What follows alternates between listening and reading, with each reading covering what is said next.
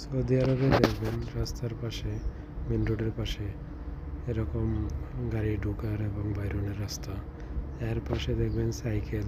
এটা বেশিরভাগ যারা সরকারি মুক্ত বা অন্যান্য জায়গায় ভালো সংরক্ষণীয় জায়গা, মানে জনবল যেদিকে বেশি ওইদিকে হয় সাইকেল চালানোর জন্য।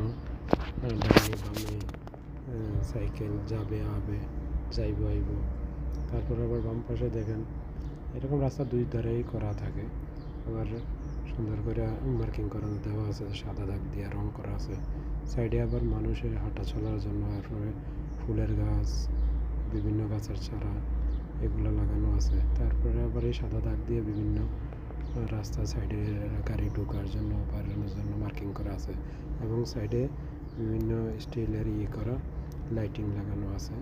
এইগুলো কিন্তু হাঁটা চলার জন্য এই রাস্তাটা বিভিন্ন কালার করা আছে, এবং সাইডে হাঁটতে হাঁটতে ক্লান্ত হয়ে পড়লে বসার জন্য জায়গা আছে, সাথে ডাস্টবিন আছে।